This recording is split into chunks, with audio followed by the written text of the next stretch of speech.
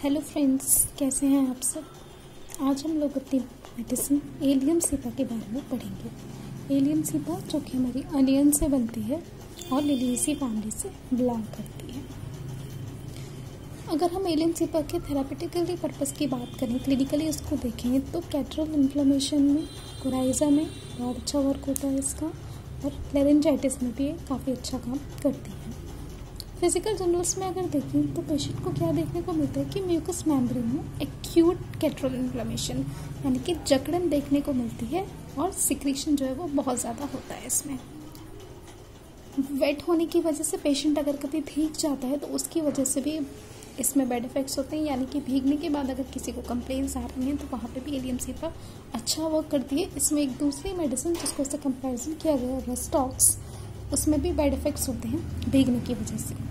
Head की बात करें तो इसका जो हेडेक होता है वो डल हेडेक होगा, कंजेशन देखने को मिलेगा हेड में, कोराइजा के साथ देखने को मिलेगा, और इसका जो एग्रावेशन टाइम है, जब दिक्कत इसको बढ़ेगी शाम के समय इसको परेशानी ज़्यादा होती है। ओपन एयर में इसको आराम मिलता है पल्साटिला की तरह, जैसे कि पल्साटिला को भी ओपन एयर में एमिलेशन होता है जैसे ही।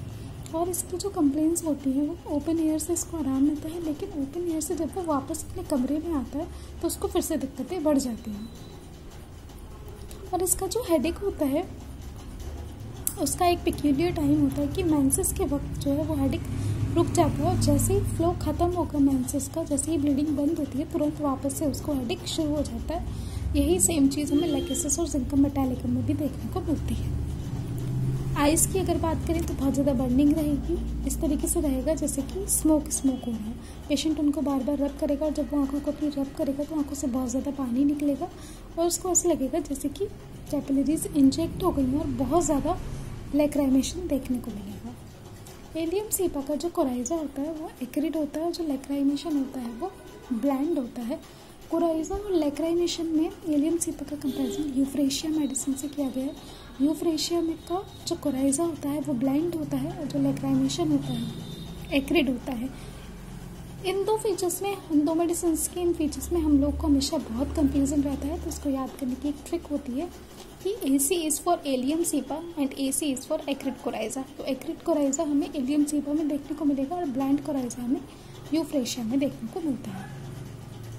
नोज़ में अगर हम देखें तो स्प्रिंग कोराइजा देखने को मिलता है डैम्प वेदर में, या फिर नॉर्थ ईस्ट जब विंड चलती है उस वक्त। इसका जो कोराइजा होगा बहुत ज़्यादा होगा, प्रोफ्यूज रहता है, वाटरी, बिल्कुल वाटरी डिस्चार्ज देखने को मिलेगा, और नेजल डिस्चार्ज एक्रिड होता है क्योंकि इसका कोराइजा एक्रिड है, जिसमें कि और जो लैक्राइमेशन होगा, जो आंखों का डिस्चार्ज होगा वो ब्लैंड रहेगा, वहाँ पे पेशेंट को दिक्कत नहीं होगी। नोज से इसका इतना ज़्यादा एक्रिड सेक्रेशन होता है कि रेडनेस हो जाती है नोज़ के अराउंड, और पेशेंट को बहुत बर्निंग फील होती है। और नोज़ और जो अपर लिप है वहाँ की स्किन हटने लगती है, एक्सकोरिएट होने लगती है, कोरोड होने लगती है, वहाँ पे पेशेंट को फिर प्रॉब्लम होती है। एक्रिड इतना ज़्यादा एक्रिड और वाटरी डिस्चार्ज होता है, टिप ऑफ नोज से वो मतलब बहता है इस तरीके का होता है, जैसे कि आर्सेनिक, जो कि हमें आर्सेनिक एल्बम और आर्सेनिक आयोड दोनों ही देखने को मिलता है। नोज़ की टिप से पेशेंट के पानी बहता है, मतलब टपकता है, उस तरीके का डिस्चार्ज होता है। नेज़ल पॉलिप में भी हमारी एलियम सीपा बहुत अच्छा वर्क करती है। इसमें और भी मेडिसिन होती हैं, सेंग्यूनेरिया, सोराइनम एक्सेट्रा।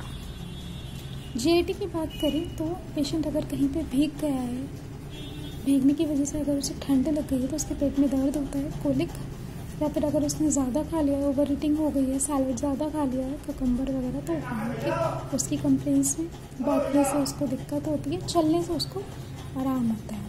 फीमेल के रिप्रोडक्शन सिस्टम में देखें तो फ्लेबाइटिस में बहुत अच्छा काम करती है। फ्लेबाइटिस होता है वेन्स का इन्फ्लेमेशन। फॉर्सिप डिलीवरी के बाद या फिर पेरियल के टाइम में, पेरियल कौन सा टाइम होता है, चाइल्ड बर्थ के बाद जो 6 वीक्स वाला वक्त होता है, वहाँ पे अगर कोई दिक्कत हो रही है तो उसमें बहुत अच्छा वर्क करती है। रेस्पिरेटरी की बात करें तो जो हे फीवर होता है, इसमें ये हे फीवर यानी कि एलर्जिक राइनाइटिस वाली प्रॉब्लम उसको अगस्त में हर ईयर देखने को मिलती है। जैसे ही पेशेंट सो के उठेगा बेड से, तुरंत उसको बहुत ज़्यादा छींकें आनी शुरू हो जाती हैं, पीठ से इसको दिक्कत होती है। लैरिंजाइटिस, कैटरल लैरिंजाइटिस देखने को मिलता है। पेशेंट को जो कफ होता है, जो खांसी आती है, वो इस तरीके से आती है कि पेशेंट अपने चेस्ट को या फिर अपने लैरिंग्स को उस तरीके से होल्ड करके बैठ जाता है। उसको ऐसा लगता है कि जो खांसी है उसकी, जो कफ है वो लैरिंग्स को चीरते हुए चली जाएगी, फाड़ते हुए आ जाएगी। इसलिए पेशेंट अपने लैरिंग्स को ग्रैस्प कर लेता है। उसको ऐसा लगता है कि कफ ने उसके लैरिंग्स को ग्रैस्प कर लिया, जकड़ लिया है, उसका सकती कफ उसको फाड़ता हुआ आगे जाएगा। एक्सट्रीमिटीज़ की बात करें तो रॉ स्पॉट देखने को मिलेंगे फीट पे, स्पेशली हील्स पे, फ्रिक्शन की वजह से दिक्कत बढ़ेगी। पैनरेशिया देखने को मिलेगा आर्म्स में रेडी स्ट्रिक्स के साथ, और जो इसका पेन है वो उसको ड्राइव करेगा डेस्पेयर होने के लिए चाइल्ड के बर्थ में। नर्वस सिस्टम में लॉन्ग थ्रेड जैसे न्यूरोलजिक पेन देखने को मिलेगा फेस, हेड, नेक, चेस्ट में। एम्प्यूटेशन के बाद अगर जो पेन होता है वहाँ पे भी एलियम सिपा काफ़ी अच्छा काम करती है। मोडालिटीज़ की बात करें तो इसको इवनिंग के वक्त वार्म रूम में दिक्कत होती है, और ओपन एयर और कोल्ड एयर में इसको आराम मिलता है पल्साटिला की तरह। कॉम्प्लीमेंट्री जो इसके जैसी मेडिसिन होती है फॉस्फोरस, पल्साटिला और थूजा।